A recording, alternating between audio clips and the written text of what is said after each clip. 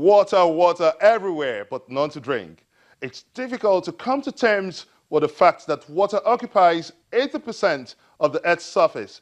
Even sometimes, water is in excess and many areas are flooded. But how come many parts of the world still find it hard to get clean and potable water?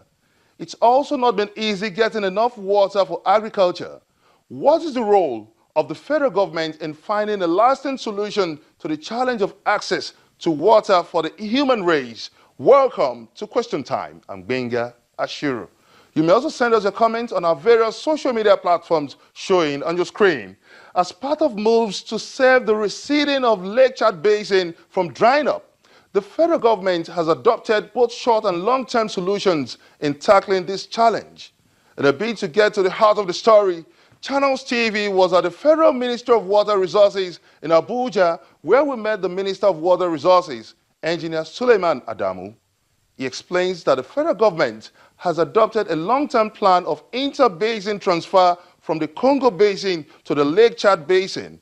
The Water Resources Minister also added that the resolutions adopted at the Climate Change Conference in Paris, that's Pt.1 just recently, is being worked on. Engineer Adamu also discloses that the President Buhari's Save the Chad appeal has started attracting global support. Honorable Minister of Water Resources, Engineer Suleiman Adamu, thank you very much for joining us on this episode of Question Time. Thank you. You're most welcome.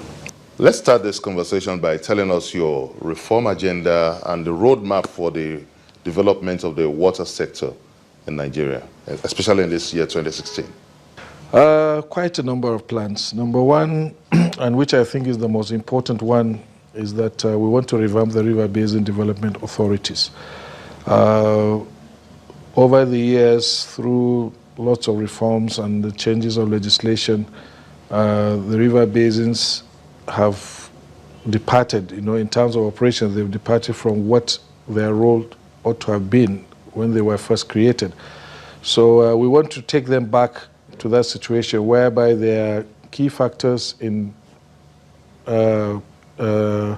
food production, economic security, creation of jobs, and a hub for integrated rural development. We are doing this by making sure now that eventually that we get the right people to man the river basins, not the usual thing that has been happening whereby the management and boards of river basins have just become a job for the boys. Does Nigeria have a clear-cut water resources program and policy in terms of having a master plan? Oh, certainly. There was a master plan that was developed in 1995, courtesy of Japan International Cooperation Agency, which was updated recently in 2013. But the unfortunate situation is that with this master plan in place for several years now, it has just been as good as the paper on which it was produced, because successive administrations have not keyed into the master plan and implemented projects in line with the master plan. Most part of the country still suffer for lack of clean and potable water. What are you doing in this regard? Well, first of all, let me say that there is abundant water supply in Nigeria. There is abundant water resource in Nigeria from the rivers that we have and the flows from the runoff from rainfall and waters that come from bordering countries.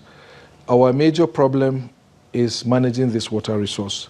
And yes, there is a serious problem associated with water supply. One of the key things is capacity building. We have people managing the water boards and water schemes are not really, we don't have the right people, or we don't have enough manpower to run them. Secondly, the energy crisis is also making things difficult. I'm talking now with particular reference to urban areas.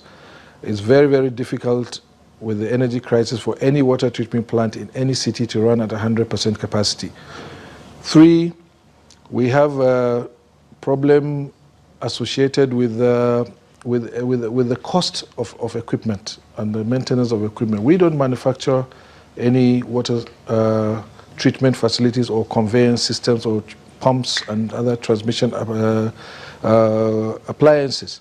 So these things cost a lot of money, and it's becoming very, very difficult, I think, for states and local governments to support, to finance this kind of infrastructure.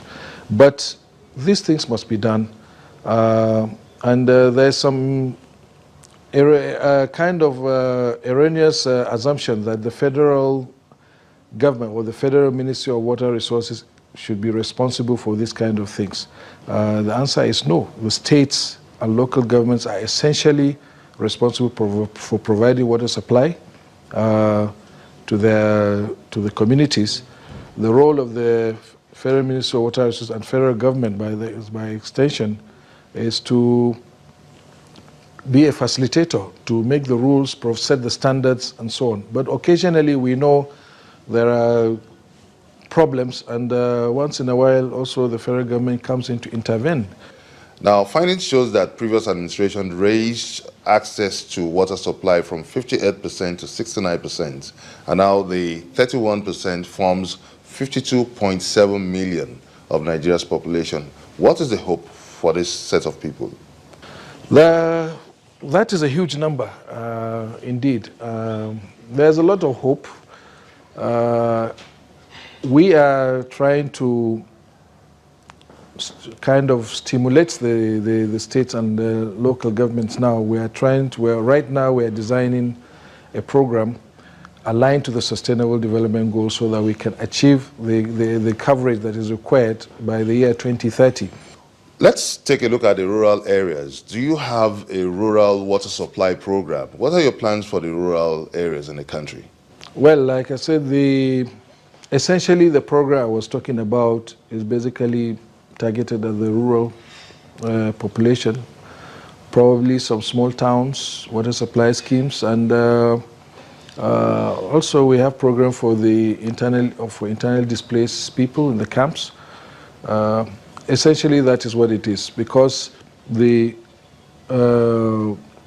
greater population that is not covered, that does not have water supply, is probably in the rural areas. But it's also a dicey situation, you know, because there are certain areas, certain locations, because of the geography, there's really nothing you can do. Or to be able to achieve what you want to achieve, the economy, you know, when you put it, you know, you do an economic analysis, a socio-economic analysis, probably you just have to find some other ways to do it. It's a challenge, but again, like I said, we have to find a way to cover less